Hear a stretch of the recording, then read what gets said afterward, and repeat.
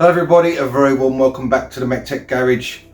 Now we've got a little C1 video for you today. I was driving it the other day, taking the kids to school, and all of a sudden I sounded like one of the boy racers in Tesco's car park. The exhaust basically fell off the back of it and it is now sitting like that, hitting against the boot floor, and sounds like it's not very well as you're going along. So I thought, perfect time for a nice upgrade. Now, not as far as sound is concerned. I didn't want a loud exhaust because Mrs. MEC-TEC does use the car as well.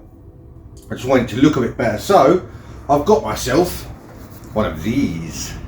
This is a nice back box. I'm not actually sure the make of it, but it's supposed to be just as quiet as a standard one, but with a nice tailpipe on the back of it, which obviously will stick out the back and look a bit better than the normal little downpipe that faces the ground. So this is what we're going to be fitting on the car today. It should be fairly straightforward, I think, as far as fitting is concerned. It depends on how rusty the bracket is on the car when we get to take it off. So without further ado, let's crack on, get outside, have a look at the back of the car, see what we need to do to get it off, and obviously then we can hopefully get this nice new one fitted. I've just noticed there's a bit of a burr inside there, which I'm going to try and get off because I don't want that going through the silencer and blocking things up. Not that it's big, but still, we'll get that out and hopefully we can get this fitted. It's quite substantial. Just show you on the bottom there, it's got a P on the bottom of it, so I'm not sure what make that is, but it does feel pretty substantial, so that's quite nicely made, and I think probably better than quite a few of them out there. If you just buy a cheapo one, it's probably not going to be as good as that. So yeah, let's crack on, get outside, look at the car and see what we've got to do. Right, with the car up on stands, you can now see the issue. I'll show you just under here. This pipe has completely split away from the silencer itself, which is usually this bracket that goes first and then it drops down on one side, but this one has actually rotted through where it joins. So it's going to be fairly easy to get off because obviously it's only on two rubbers, and that will probably just pull off looking at that. And there's one clamp further back here, as you can see there. Now the new silencer actually is slightly different, so I may have to do a little bit of modification to it, which is unfortunate, but I'm going to get that clamp undone. We'll get all this pipe off, and then we'll have a look at how the new one's going to go on.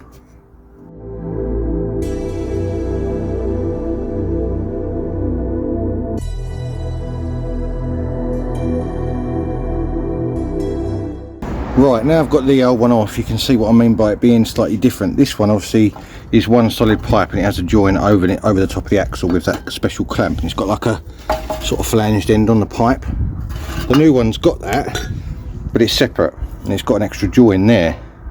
So I thought this was only used on the Mark II I-Go and C1 and all that sort of thing, but looking at this, unless my pipe's been changed at some point, it is actually for my car. So I'm not that happy about having a join here, so that's the only thing I'm sort of thinking about at the moment. I may get it in position, get it on the car, clamp it up in the right place and actually weld this, or put a couple of tacks on it and weld it. I'll put the tacks on it on the car and then take it off again and weld it up so it can't ever leak, because I know what'll happen, that'll end up leaking if I just put a clamp on it.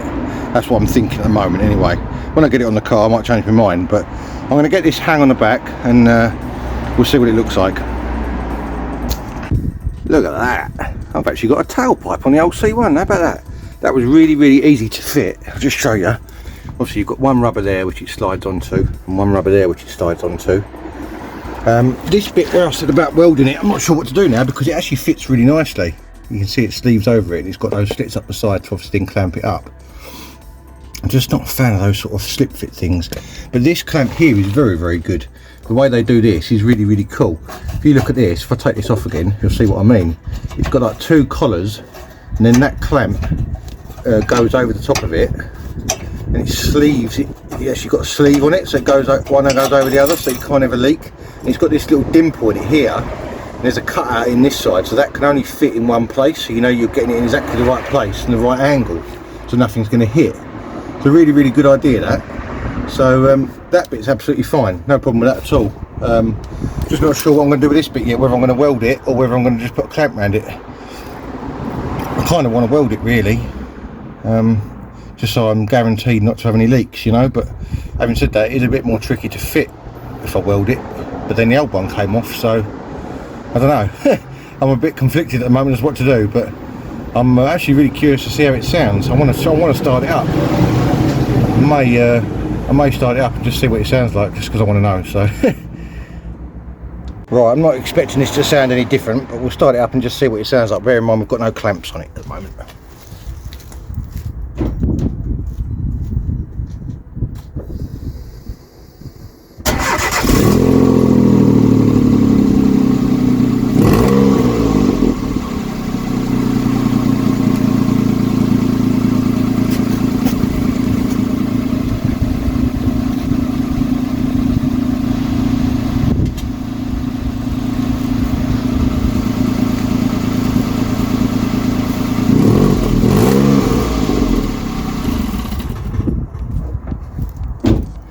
Yeah, as I thought, we've got a bit of a leak around that join where I said I wanted to weld it, so I think I may do something with that. I hate having leaky exhausts, and obviously the front clamp needs doing up, but sounds alright to me. So I think what I'm going to try and do is maybe get the welder out here, get a couple of tacks on it so I know it's in the right position, and then we can take it back off again and fully weld it on. Right, what I'm actually going to do, rather than try and tack it under here, I'm actually going to use a Sharpie and I'm going to mark where the slits are on the pipe. I'll mark all three of them, and obviously the line where it's going up to, like that. Then when I take it off, I'll know exactly where it's got to go, in theory, as long as I don't wipe all the marks off when I do it. As long as I do this, it should be okay, because it's very tricky to get to under here, and it's a lot nicer welding when it's not above your head, because I've done enough of that over the last little while with the Puma. So let's see if this works. I'm gonna just try to mark this last slit. If I can get that so that I can line those exactly back up again, then we should be in good stead, hopefully. So let's get this back off, and we'll have a look when we get it off and see whether I've succeeded or not.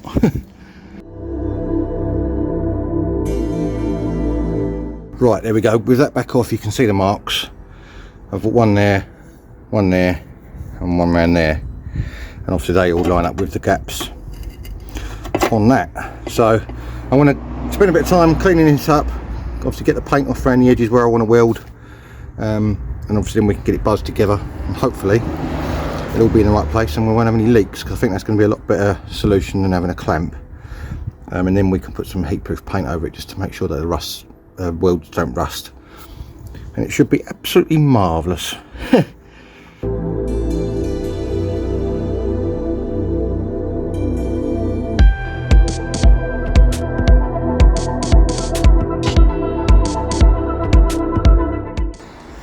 Right, I've had a bit of a change of plan on this. Unfortunately, I've run out of welding gas. I must have used the last bit up when I was doing the Puma. So I've put a bit of cold zinc galv spray, this stuff, over the end of that pipe where I've just buzzed the paint off of it, so obviously it won't rust. I found myself a stainless steel clamp. It's not really a proper exhaust clamp, but I'm going to give it a whirl and see if it works. And if it does, then great. If it doesn't, then I'll have to obviously change it for another one. But that's all I can come up with for now, unfortunately. I need the car on the road, so I'm going to get the pipe on the car cleaned up, and we're going to use some of this stuff, which is the exhaust assembly paste by Granville.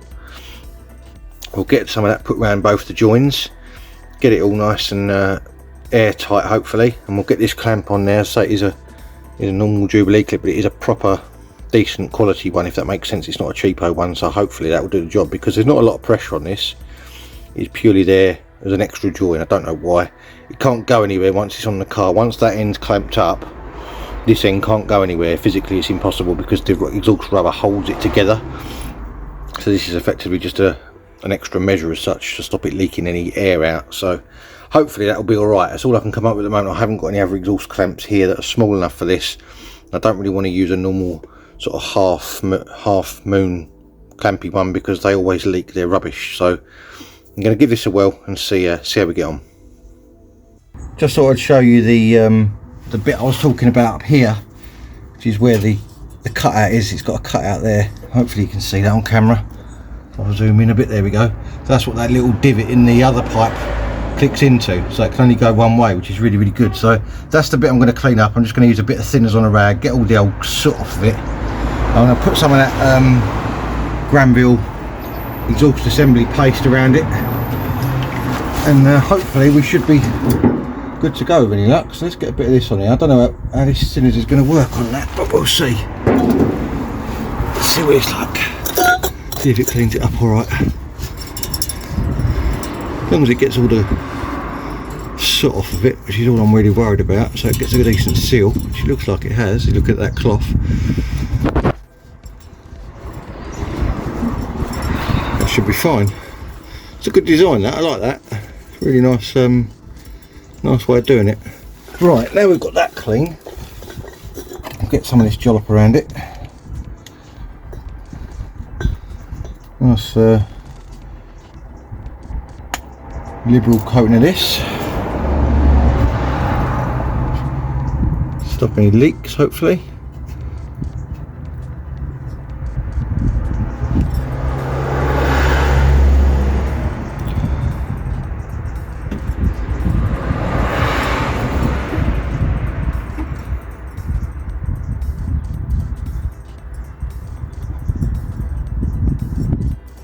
There we go, like that.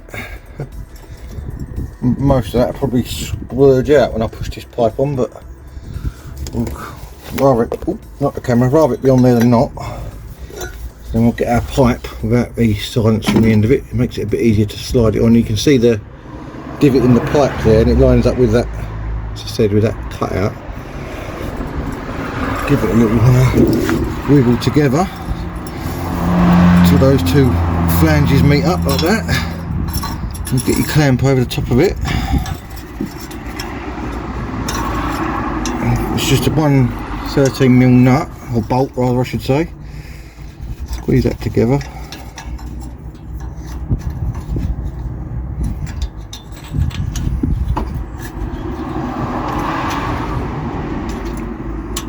Don't want to cross thread it. Let's see if we can get it started by hand first of all. And I'm assuming what this clamp will do is just pull these two bits together even tighter. It might even crush them slightly, so that it creates a nice tight seal.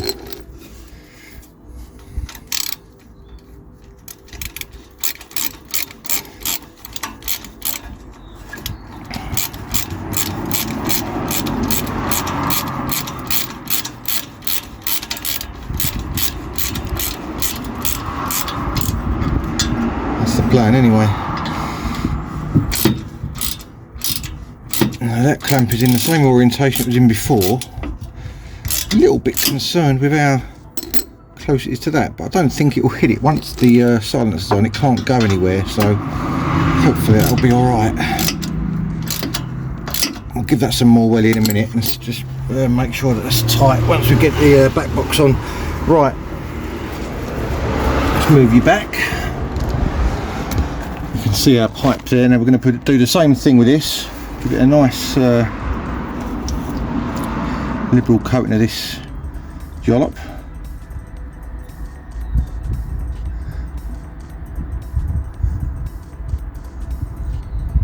Hopefully aid anything leaking.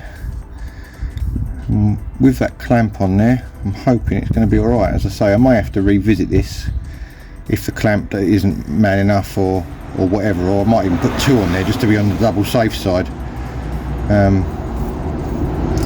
but we'll see. Right, now I'm going to put the clamp over the exhaust back box joins just so I haven't got to worry about undoing the clamp once it's on there, otherwise they never go back together the same way, I find.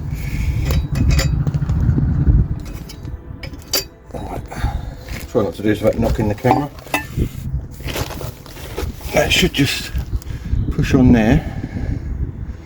All that stuff's going to go everywhere. How's it go? Like that. A little bit of a wiggle and a wobble. It's a bit tighter because obviously I put that stuff on it. There it goes, there it goes. Right, let's get our exhaust hanger in there, our rubber.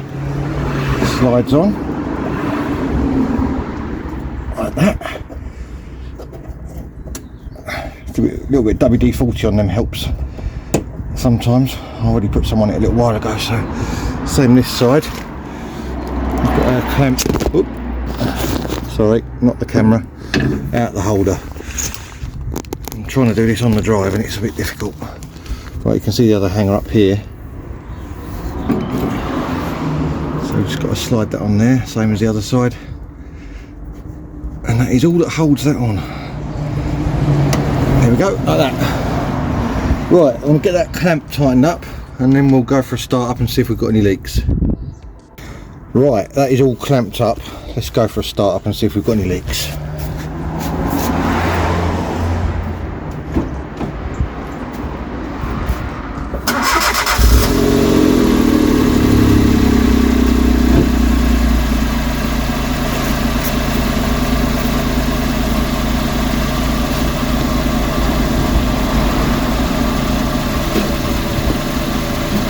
Right, the front join is absolutely fine. The back join, as I expected with this type of join, has got a very, very slight little noise. I don't know if you'll be able to hear that on camera.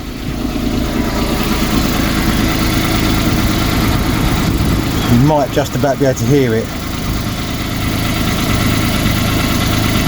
I don't know whether that will sort itself out once it gets a bit of heat in it or whatever, but we'll have to keep an eye on that and see how it goes. It's okay, but it's just not.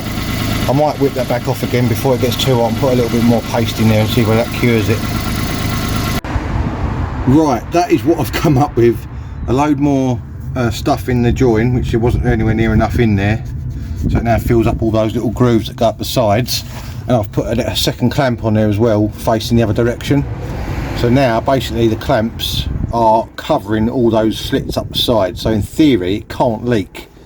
Now I know this probably looks like a bit of a bodge, and in my mind it probably kind of is a little bit, but if it works, is it really a dumb idea? It can't go anywhere because it's a sleeve inside, so it's literally holding it together to stop any air leaks. That's the only thing it's doing. So I may revisit this obviously with a proper clamp, but let's go for a start up now and see whether it leaks again or not. I'll move you back just so it's not too loud when it starts up. Hang on a second, zoom you out a bit.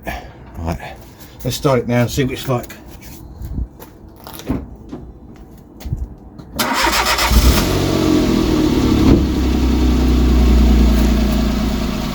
It's sounding a bit better.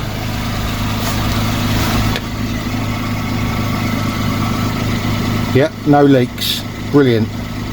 That's really, really good. I'm chuffed about that. That's mega. And this one's absolutely fine up here as well. Yeah, no leaks there either. So 2 clamps and a bit more paste to fill that gap up, and it is absolutely leak free there now. And obviously once that gets hot, then that would obviously cure and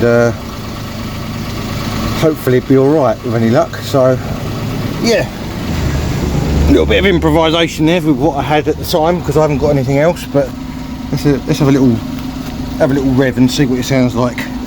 Probably not going to sound much different to usual, but you know.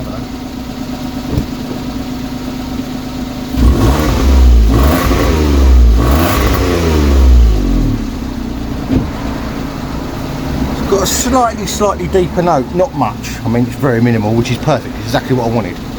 So that is really, really good. So that is the exhaust upgrade / replacement done. Lovely jubbly. Right, next little job on the C1 is I've got a brake light bulb out which has been needing to be done for absolutely ages, so I thought I might as well include it in this video. So you have to undo these two 10mm. There's one down the bottom here, put it on the shelf there so I don't lose it, and one up the top here, and that releases your light. I think there's a couple of clips behind it as well. I don't remember now, I haven't took these off for a while. And these are the ones that always end up leaking when you take them off. I know it comes off really easy. Yeah, there's one clip down the very bottom there. You can see down the bottom. Kind of have to put it out sideways. Let me put you down and I'll do it. And you'll see what I mean.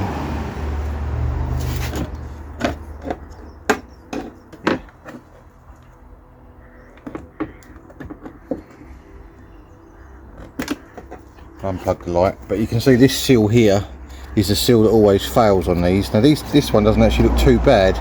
The only problem I've got is on the car there's a clip up here, and you can see that white clip. I'll show you. That's actually looks like it's broken on my car, so that's not holding anything at the very top, which is unfortunate.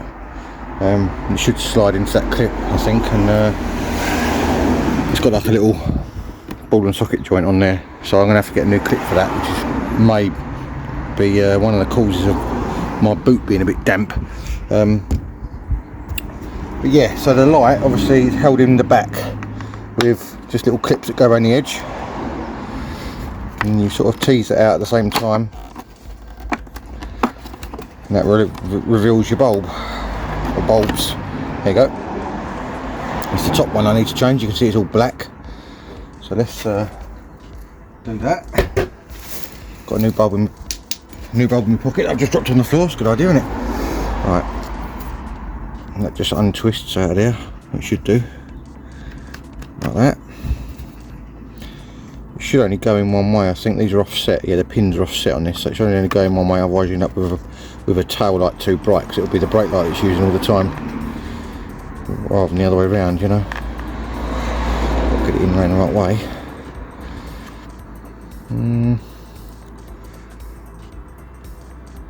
Trying to work out how this goes in there.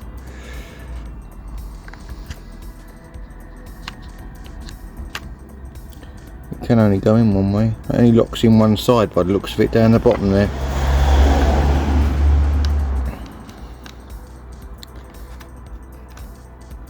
For whatever reason this bulb doesn't want to lock in. Don't know why. There's the old one, got straight terminals. Yeah, the old one's got straight terminals, and my one's got offset terminals, which is why it's not locking in. So I may have to go and find a different bulb. I would have to go and find a different bulb. So let me do that and I'll come back to you. Right, I found another bulb. Hopefully this one's the right one. It's got straight terminals on it. Should just go straight in and twist in like that. And there we go. Right, I'm going to plug that in the car before we put it back in the housing, and just make sure I've got it around the right way. And the side lights are obviously dimmer than the brake lights, and they're all the right way around and everything else. So let's do that. I'll leave you rolling and I'll just test it. You can see it on camera then.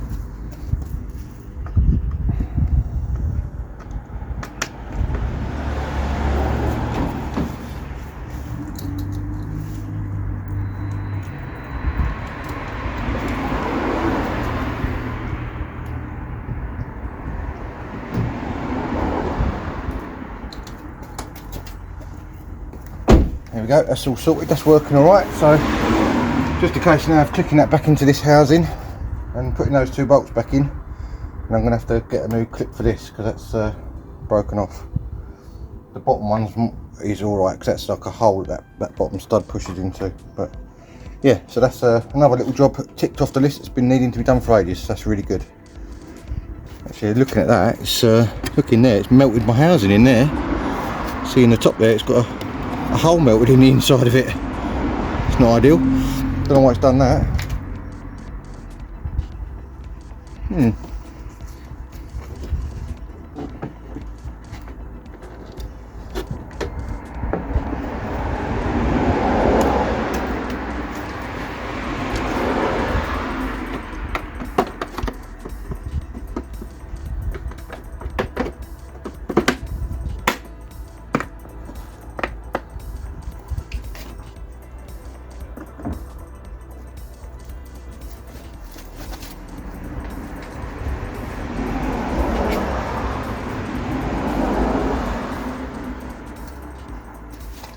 Whilst we've got it out, I might as well give it a quick wipe. There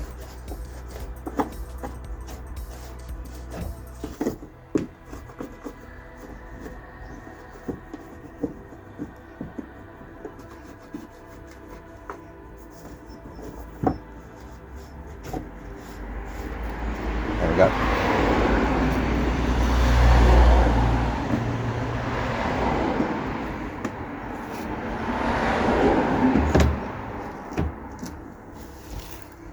Definitely need to get a new clip for that. It's very loose at the top, that light, without any bolts in it.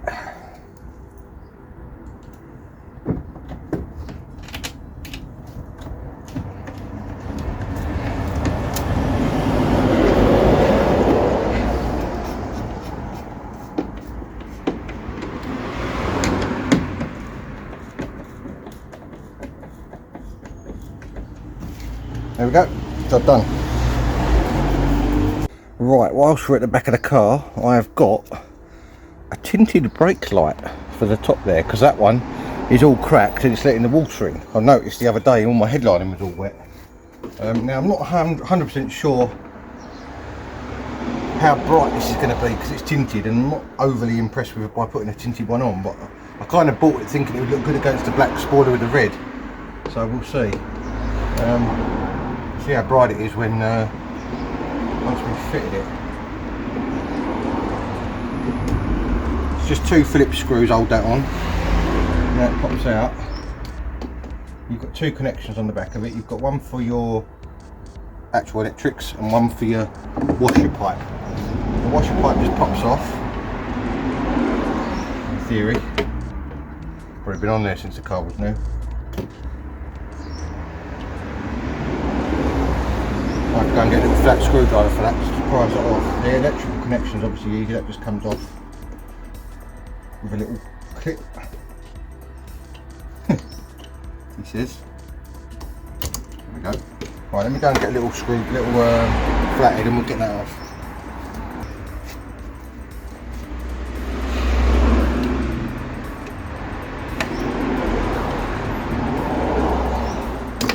There it goes. Right, that's the old one off. Now I'll just show you. The old one's all cracked. All around this area here, all around the screw holes, basically it's all cracked.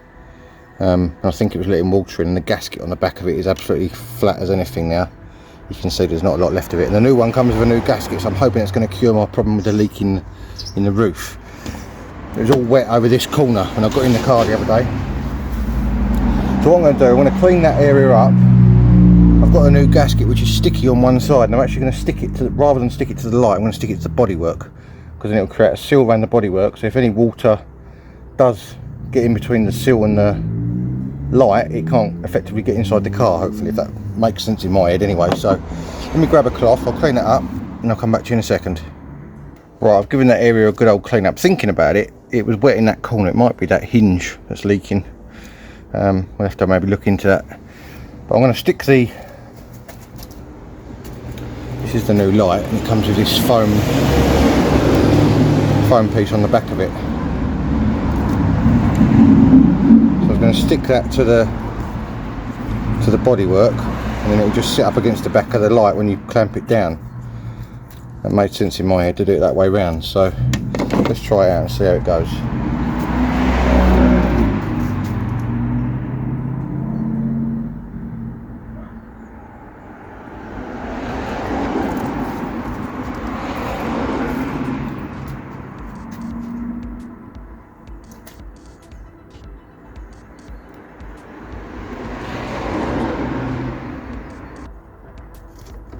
A tad skew whiff in a couple of places, but should be fine once the light's over it. You won't see that anyway.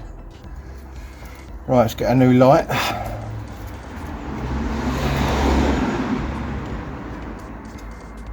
Plug that in, and that is as simple as that.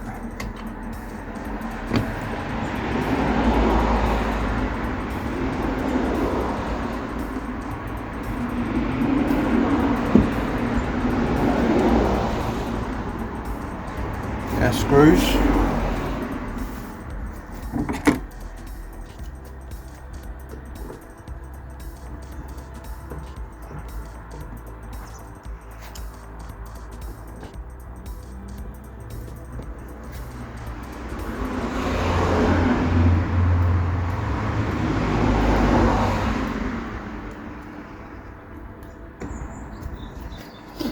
Right, I actually flipped the gasket up the other way and it seems to fit a lot better now, so let's see how bright it is.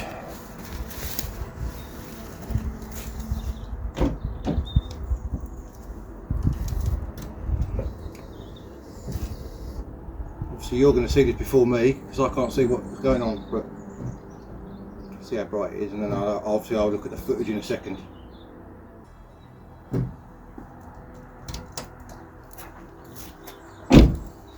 Right, we'll have a look at that and I'll come back to you. I thought that looked quite acceptable for a tinted brake light. I'll just show you it from up there. That's what it looks like on the top. It was quite tidy and quite smart. Quite like that. Now I have got this, which I got a long while ago. It's actually a sticker that's supposed to go over the red brake light to make it black, and it shines through Citroen C1 on it. The question is, do I put it on? I don't know what to do. I suppose if I put it on I don't like it, I can always take it off again. So maybe we should try that and see what that looks like. Let's put that on and see what that looks like on there.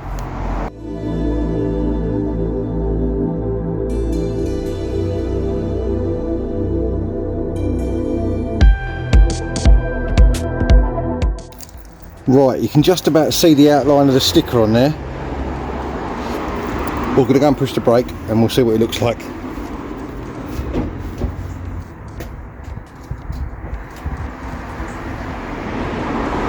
So you're seeing this before me, so I've not seen it yet, so you have to let me know what you think of it in the comments section. And obviously I'll let you know in a minute when I look at it and I'll see what it looks like. Right, I just reviewed the footage back. It's a shame that all the letters aren't lit up, because obviously where the bulbs are spaced apart you do get little dim spots in the letters, but I suppose maybe at night you won't see that quite so much. I don't know, jury's out on that. I'm going to leave it on there for now, and maybe I'll show Mrs. MEC-TEC, see what she thinks, but at least I've got a new black brake light on there now. It's not cracked, and the sticker obviously can be taken off if we decide we don't want it on there, but it's quite a cool thing, I suppose.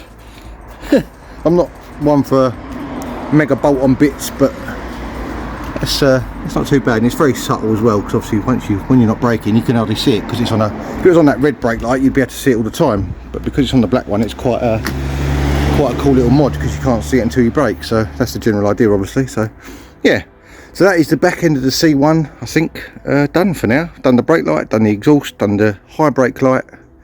Yeah, lovely jubbly. Right, next thing I want to look at is my digital radio. Appears to have stopped working on this radio since I put it in, so we're going to just pop that out and have a look and see. Sorry, I had to get a screwdriver. I'm just going to pop this out and have a look and see if the plugs come off the back of it or something silly. So you have to pop this heater control panel knob off, which is proving a bit difficult at the moment. Why is it not coming out? There we go. One screw, tilt you down a little bit so you can see what's going on. One screw behind here, and then the whole thing just pops out. It makes it a lot easier than trying to undo the radio itself. It's on clips, so you just pull it forward like that, and that should show us how. Yeah. Oh no, it's plugged in. So for some reason my digital radio is not working. I don't know why.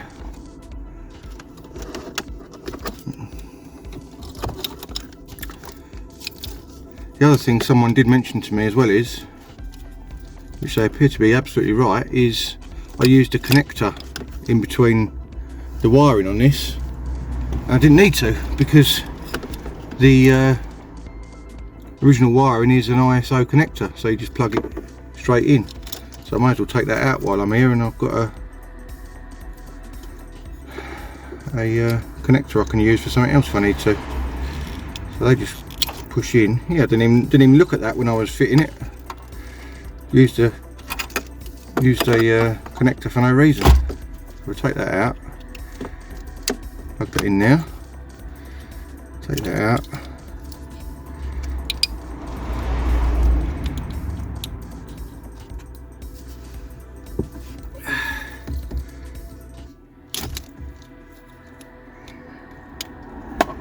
That will plug straight in the radio.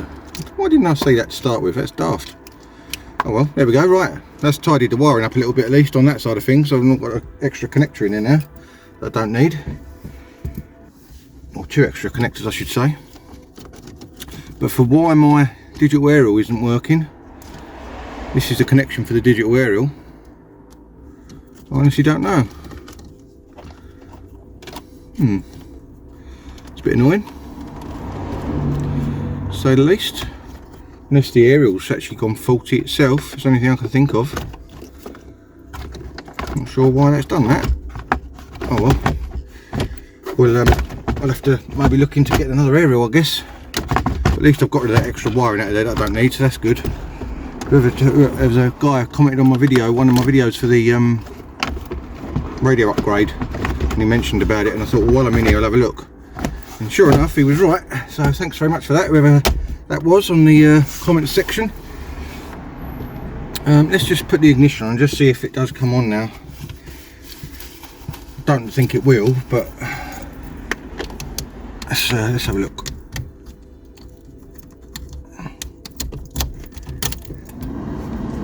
Got the heater on, turn the heater off.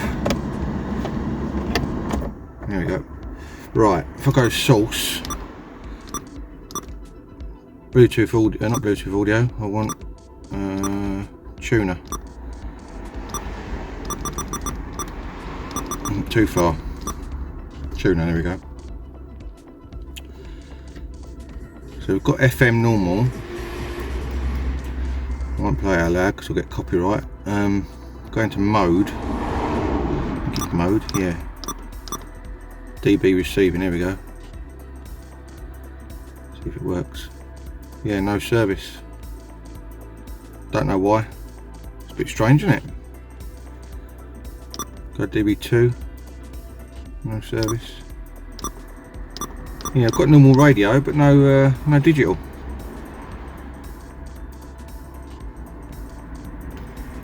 If I go seek, maybe it's just the station was not any service. Ah, Hart Kent. Oh, it's working. Great. Oh, that's good. It's working. Brilliant. So either I've knocked something when I was doing that. If I've just by unplugging it and plugging it in, I've made something work, or it was just the fact that it was on a signal that couldn't pick anything up. Now I feel daft. That's all right.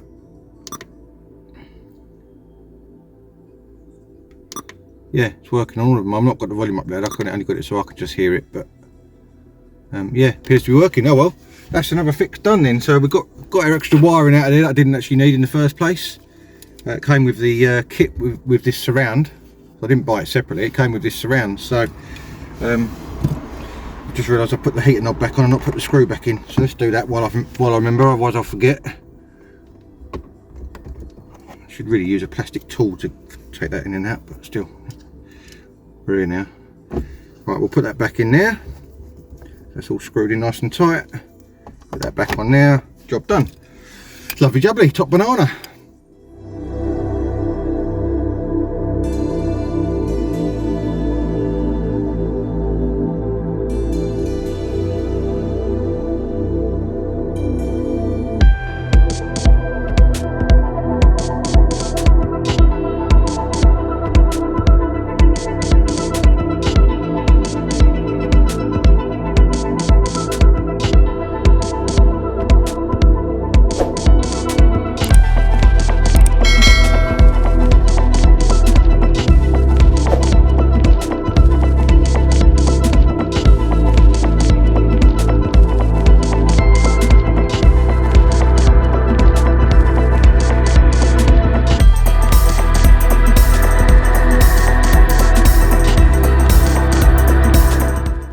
Right, with the C1 now washed and clay mitted, I'll just show you what I use on it.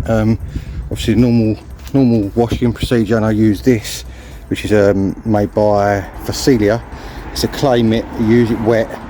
You can use it with quick detail and stuff like that, but I tend to use it when the car's actually wet. So now that it's all prepped and the car is nice and clean and smooth, I've actually got this to use, which is the Avalon King Armour Shield 9. Now I've had this for ages, and I've kind of been a bit scared to use it. Not going to lie, because I've not done it before, and we'll see, it's all new to me. So this is what you get in the box. That's your Armour Shield 9 coating.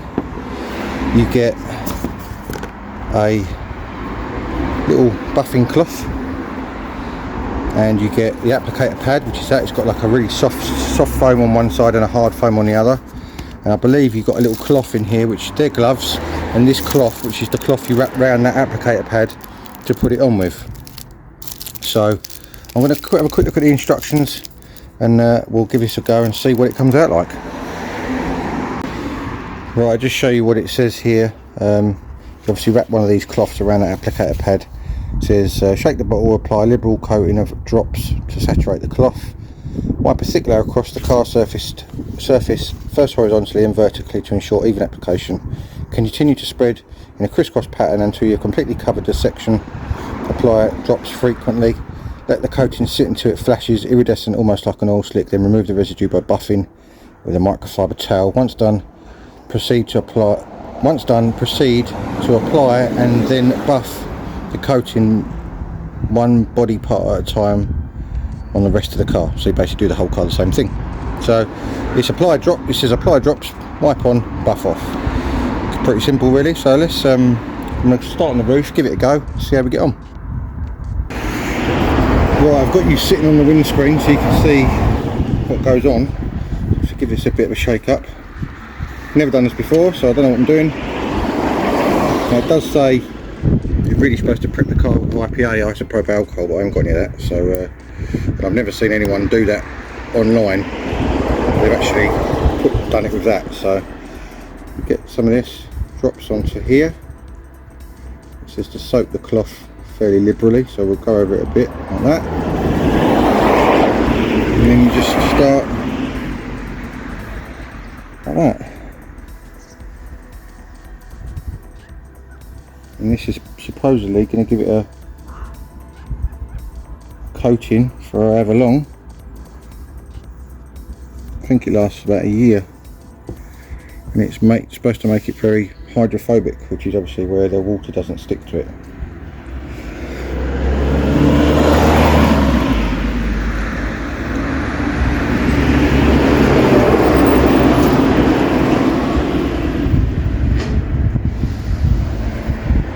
Certainly a lot easier than putting wax on, but whether it actually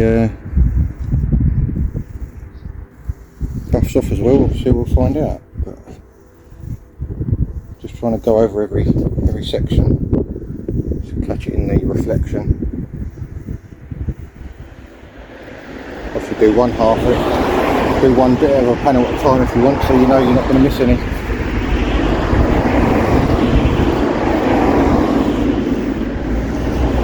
Curious to know how this buffs off, because say I've not done this before, so.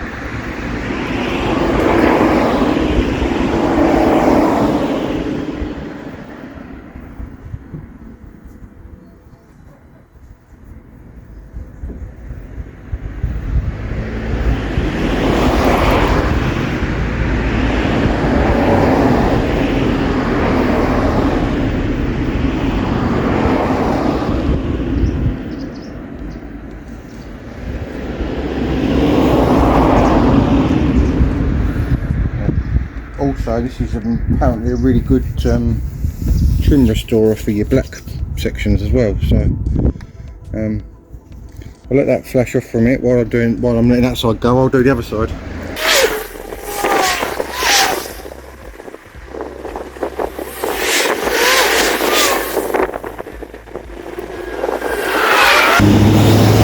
I've started on probably the worst panel, because the roof is probably the worst panel on this car as far as the paintwork quality, but yeah, let's get a cloth and see what it does. I think you're supposed to wipe it initially like this, and then you buff it off again. That's what it said in the instructions anyway.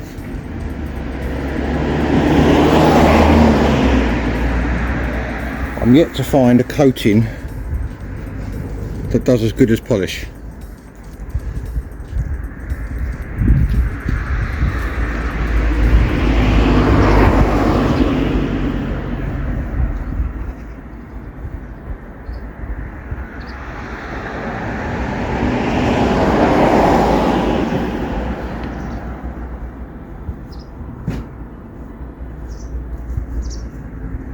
Right, looks pretty good to be fair.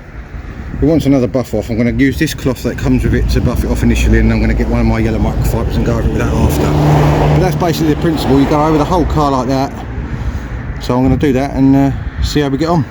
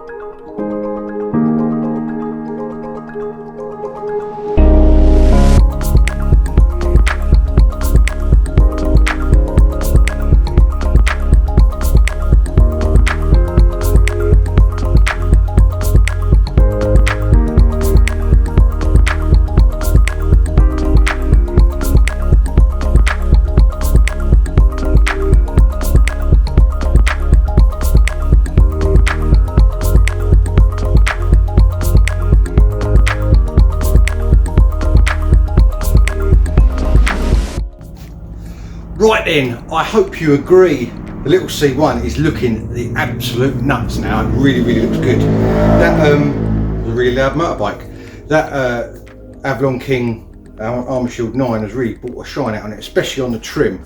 It seems to be absolutely superb on trim, and it doesn't matter if you get it on the paintwork, because obviously it's meant for paintwork as well. So pretty impressed with that. We'll see how it goes. The only thing I don't like about it is you don't get that waxy feel when you've just done it and you run your hand, back of your hand over the car. I know it's a bit of a sad thing, and that's just probably me, but you know, I like that. So that's the only thing only downside I've found to it so far. Very easy to polish off, and it gives a good finish. I've done the tyres on it as well with the old Armour tyre foam, which I always use. And the LC1 is ready for winter. Hopefully that will keep it protected over the winter months. It is going to be obviously daily over winter. I'm going to probably stop using the Puma from now onwards, because it is getting pretty manky out on the roads around here, and the Puma is showing it a bit. So, and it also needs a bit more work. So we'll go into that in another video. But yeah, the C1 is going to be back in action again now we've got that exhaust sorted out. I may revisit that exhaust. I'm not massively happy about putting 2 Jubilee clips on that join. Having said that, I have driven it for the last couple of days and it has been absolutely fine. So time will tell on that side of things. I may have to get a proper clamp, or I may get some more, or I will get some more welding gas, and if that's the case I may even weld it up. So that may be a future thing that I'll revisit maybe. So remember, if you have liked this video and you liked what you've seen, make sure you do 4 things for me: like, subscribe, share, and hit the notification bell. It's all free. It costs you £0 and 0 pence. Totally free, no obligation, all that sort of thing. And it really, really helps me out on the channel. I really, really, really would appreciate it if you could do that. That would be absolutely superb. That was a lot of reallys there. I put an extra one in without even realising it.